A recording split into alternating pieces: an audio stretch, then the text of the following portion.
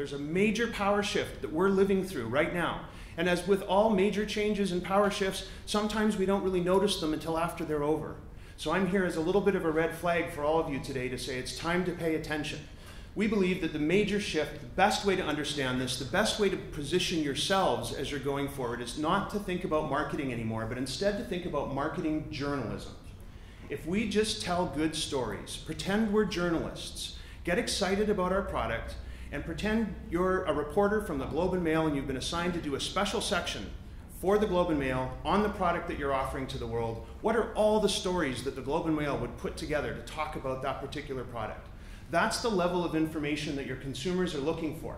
And here's the scary bit. If you don't do that, and you don't make that information available to them online and through whatever channels it is that your prospects are using to communicate, they're going to go find it out themselves. But it's not going to be coming from you. It's going to be coming from all kinds of other places.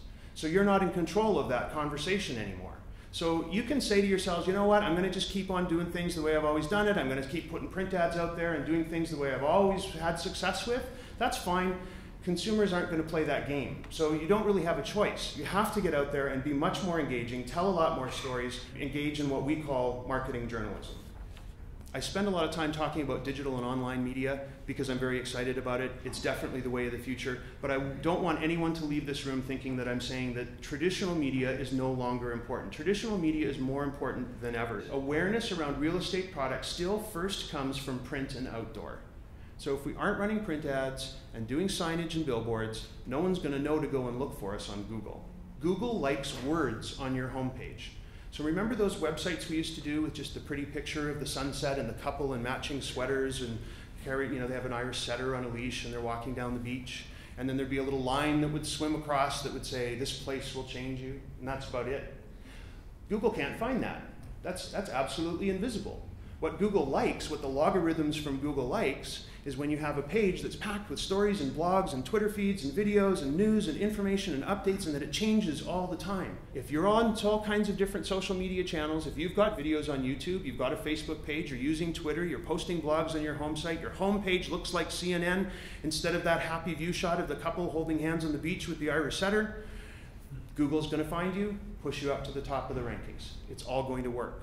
The easiest thing to remember, the golden rule of social media, is that it's social. It's in the name. It's easy to remember. I see so many people in the real estate industry who go into social media channels and forget that it's social. It's a party. You're at a networking event. You're at a cocktail party. You're in someone's backyard for a barbecue with some hot dogs in your shorts. Depends on what kind of channel you're in, how you need to behave. But you need to behave like you would at a social event. And so that's why people talk about how many lumps of sugar they like in their coffee and whether their dog had a good run last night, because that's the stuff you talk about when you're socializing with people. You do that for a while and people get to know you, they get to trust you, and gradually talk turns to work. And that's why you're there.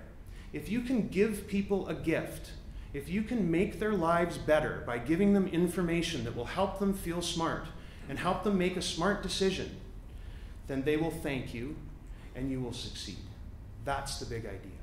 Help people have better lives.